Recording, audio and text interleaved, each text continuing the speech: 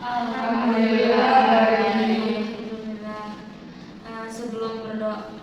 Sebelum mulai, alangkah baiknya kita berdoa dulu ya. Teman-teman, siapa yang ingin memimpin doa? Silakan. Ya, sebelum kita mulai kegiatan, kita berdoa terlebih dahulu ya. Berdoa dimulai.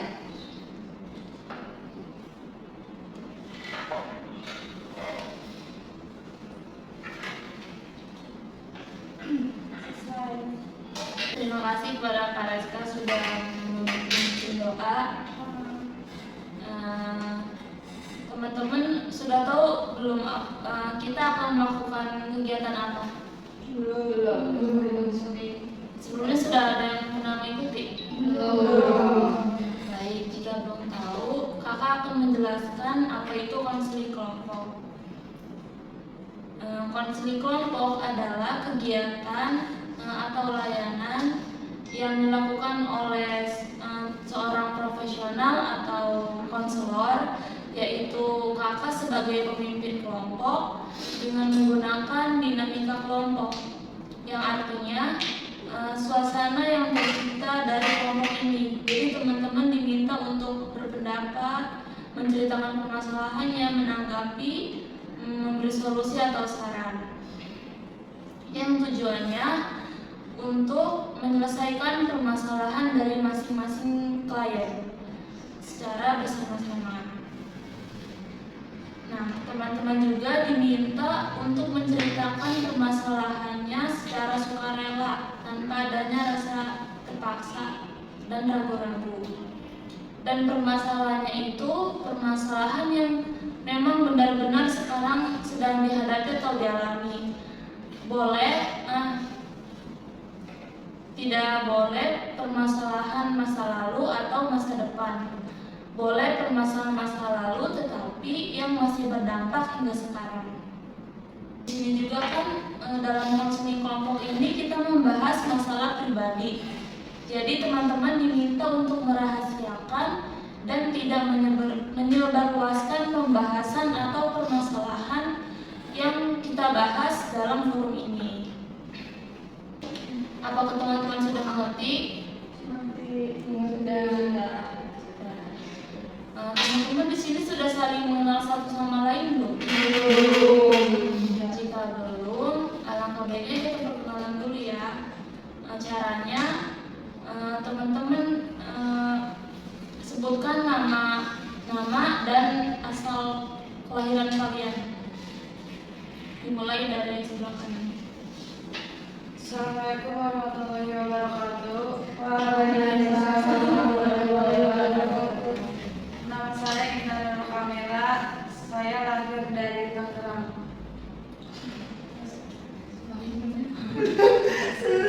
Oh, dari sini. Dari ibu lah. Dari rahim. Sampai itu udah. Udah, apa-apa biar nggak boleh. Ya, Sama ya, biar dipotong. ya, Lanjut ya. Perkenalkan, saya namanya Melia Rizka. Saya lahir di Tangerang. Perkenalkan, nama saya Zulfa Nisa. Saya lahir di Tangerang.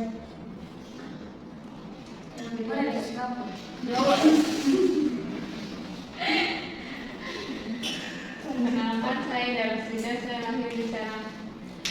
Perkenalkan, nama saya Siti Marlina. Lahir di Tangerang.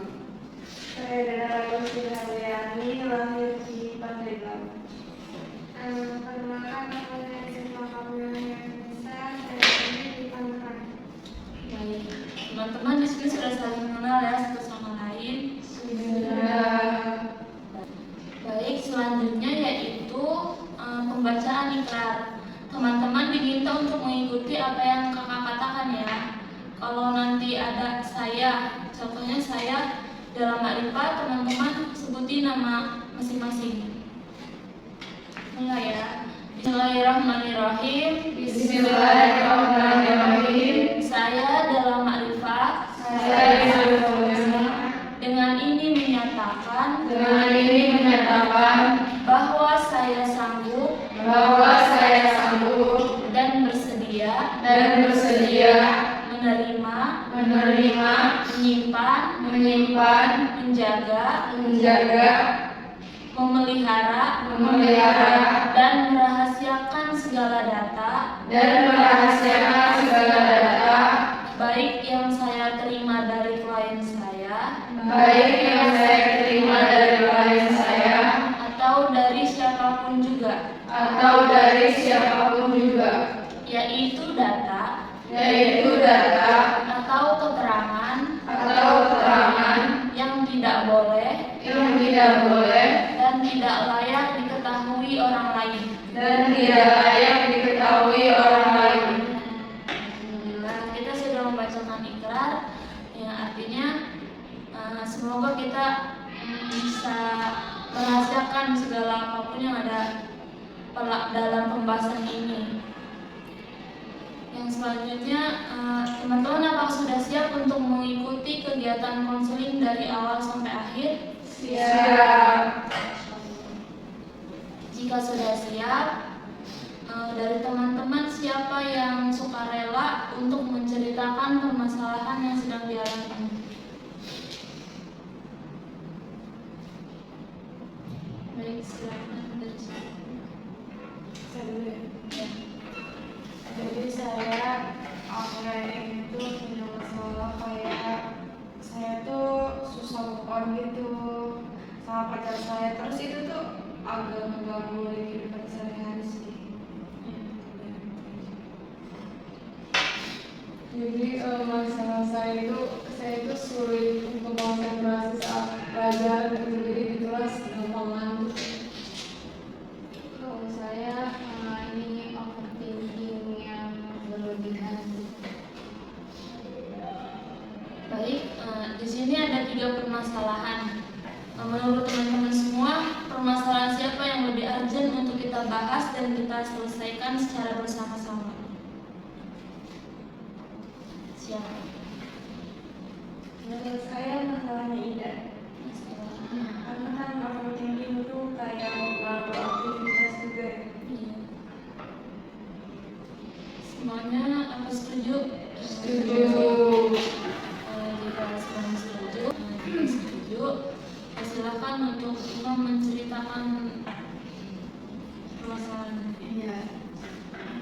Sebelumnya terima kasih kepada PK karena sudah bersedia mendengarkan cerita saya. Jadi semenjak saya kuliah itu kan saya ngekos nih ya kan, karena rumah saya di Tangerang, terus kuliah di Serang itu kan jadi dia harus ngekos. Nah semenjak ngekos tuh saya tuh benar-benar ngerasa homesick itu awal-awal ngekos, kayak pas awal ngekos juga nangis terus setiap malam gitu, kayak kepikiran rumah, belum bisa nyesuaiin diri juga gitu loh. Karena saya tuh juga anak bungsu gitu kan di keluarga, jadi benar-benar tadinya tuh kayak di rumah aja gitu selama online sekolah, ini harus jauh dari orang tua, keluarga kayak gitu. Dari teman-teman siapa yang dari teman-teman silakan untuk menanggapi atau bertanya kepada Kak Ima, kepada Ima, dipersilakan. Izin bertanya, itu kan ngerasain kayak nangis gitu ya. Maksudnya apa sih, nangisin apa gitu, kayak nangisin apa? Iya, nangisin karena selama ini kan selama ini kan dekat gitu sama orang tua kan, jadi kalau jauh dari orang tua tuh kayak sedih aja gitu. Kayak gimana ya, susah sih dijelasinnya gitulah.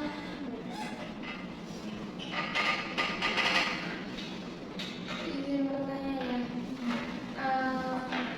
hal apa sih yang membuat Ima itu kayak pengen banget tidur di rumah terus? Sebenarnya sih nggak ada ya di rumah juga, kayak tidur aja gitu di kamar doang. Cuman gimana ya, setiap hari tuh dulu ya harus aja ngeliat muka orang tua gitu loh, kayak nggak ada apa-apa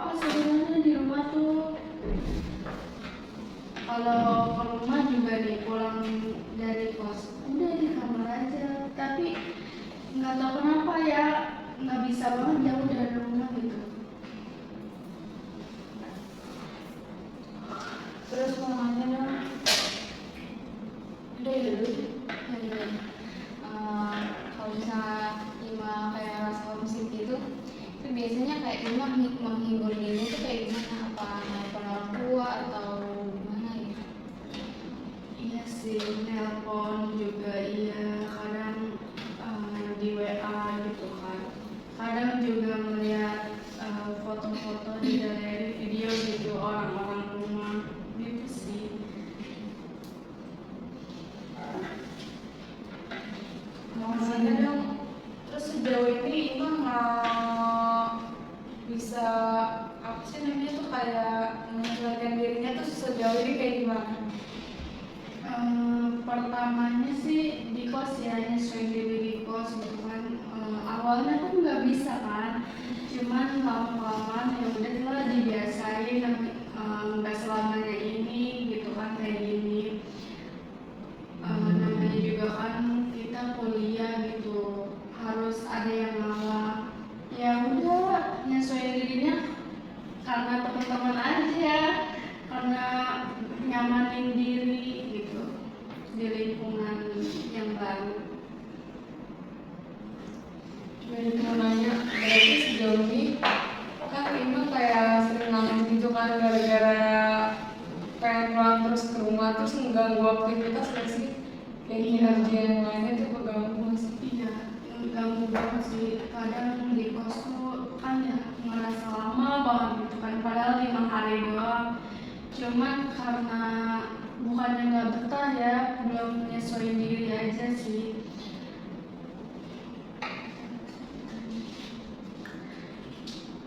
Apa sih? Mengganggu nggak aktivitas lain gitu?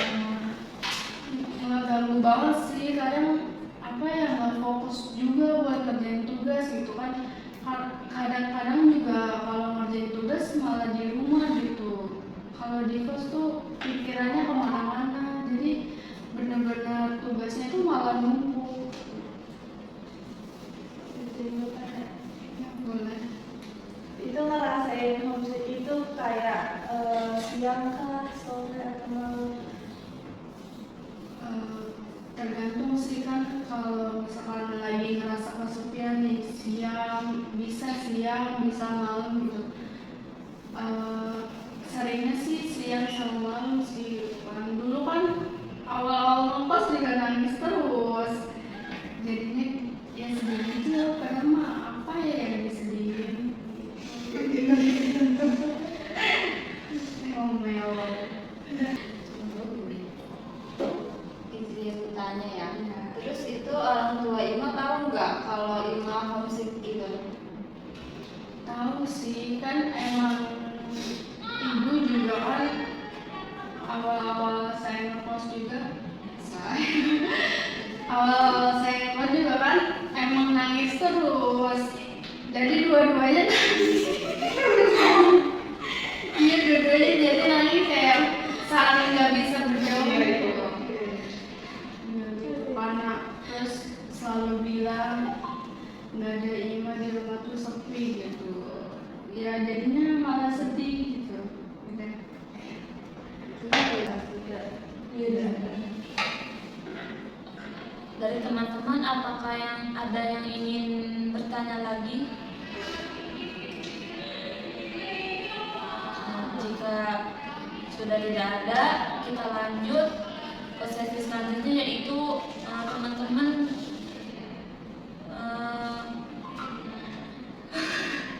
Ada yang ingin memberikan tanggapan. dari teman-teman ada yang ingin memberikan tanggapan atau solusi kepada Ima. Ya, silakan. Menurut saya pribadi ya, untuk Ima itu kalau saya kayak ngerasa homesick itu kayak lebih sering kayak ngobrol gitu sama orang yang di rumah gitu. Jadi kayak sedikit ngobatin lah, walaupun nggak ketemu langsung tapi kan kita bisa lihat ya keadaan orang tua di rumah kayak gimana gitu.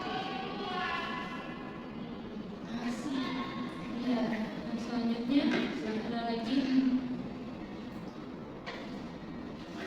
Menambahkan aja dari Renanda ya, jadi benar tadi kayak telepon atau chat gitu kan sama orang tua, terus kayak berbagi cerita juga kayak kamu habis ini gitu ke orang tua gitu kan, terus orang tua juga kayak saling cerita juga di sini kayak gini, di sini lagi ada soal ini misalnya kayak gitu, terus kamu juga kayak kayak Ima habis ini mah gitu, kayak habis kegiatan ini kayak gitu sih kayaknya.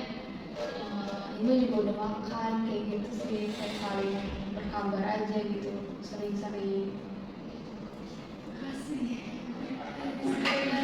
Ya, kalau menurut saya dari diri ini itu kayak belajar buat berinteraksi sama lingkungan luar gitu. Soalnya kayak kan nggak selamanya kita bakal di rumah gitu kan. Misalnya nanti Ima punya suami kan otomatis Ima juga ikut suami Ima kan mungkin di rumah. Kalau iya emang rumah itu kan kayak tempat paling ternyaman gitu, tapi kan kita juga nggak selamanya tinggal di situ gitu. Jadi kayak dari diri kita juga harus biasain berinteraksi di lingkungan yang lain gitu. Makasih Cip.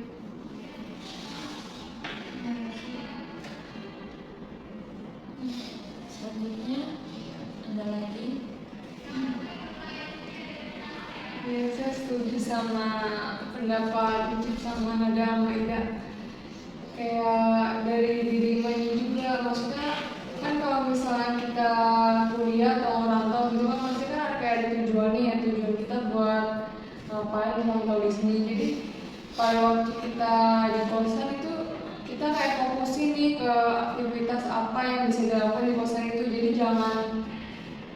jangan kayak terpaku gitu sama yang ada di rumah. Kan kalau kita udah ngabarin orang tua juga otomatis kayak nggak gimana ya, khawatirnya itu tingkat khawatirnya agak berkurang gara-gara anak kita ini tuh ngerasa happy di kosan gitu. Jadi sebisa mungkin nggak kayak nunjukin kalau kita sedih gitu. Jadi jangan sering-sering nunjukin kalau kita itu nggak betah di kosan atau enggak pengen terus gitu pulang ke rumah ketemu orang tua. Boleh nunjukin sesekali, tapi jangan setiap saat kita nunjukin sisi lain kita gitu. Kan kalau kamu nunjukin sisi lain kamu itu otomatis orang tua tambah kayak khawatir, kayak ngerasa aduh maksudnya anak saya kuliah tapi kok kayak kurang happy gitu. Maksudnya padahal kan kalau di rumah aktivitas kayak sama aja gitu, bedanya kan ada nuansa rumah sama nuansanya ada orang tua di sana yang nyiapin makan dan lain-lain. Jadi kayak lebih dari diri kitanya sih, kayak pada waktu kita kuliah ya fokusin ke kuliah itu, habis itu fokusin kalau di kosan ya jalanin aktivitas kayak biasa aja sebisa mungkin, nggak nunjukin sisi lemah kita ke orang tua gitu. Boleh sesekali tapi jangan terus-terusan. Kasih. Jangan lupa. Ada lagi nggak? Ya apa namanya, kalau homesick ya kayaknya setiap yang kita kan memang pada ngekos ya, kayaknya emang semuanya pernah ngerasain gitu ya homesick. Terus jadi imanya juga jadi bisa mikir gitu, oh iya yang lain juga bisa kok ngelawan, Ima juga bisa lah kayak gini mah gitu sih. Baik, untuk Kak Ima, apa sih tujuan Ima mengikuti kegiatan konseling kelompok ini? Ya, tujuan saya itu karena saya mau berbagi cerita aja ke teman-teman, terus kan pasti dari teman-teman punya solusi buat saya gitu. Jadi saya nggak homesick, saya itu kayak udah nggak ada gitu. Dari Kak Ima, gimana sih kesan-kesan setelah mengikuti kegiatan konseling kelompok ini? Kesan saya sih seneng banget ya ngikutin konseling kelompok ini, karena saya bisa cerita-cerita ke teman gitu kan tanpa ada yang tahu lagi selain kita. Terus pesan saya tuh Semoga saya lebih Saya bisa pesan saya tuh semoga saya bisa lewatin semua ini ya kayak apa sih apa sih ngejalan ya iya bisa langsung iya biar kayak pesan itu nggak sih kayak buat kalian yang ngerasain kayak buat musik menurutku gimana gitu. Oh ya. Kan gue lupa lagi tadi pasti. pesan saya semoga ya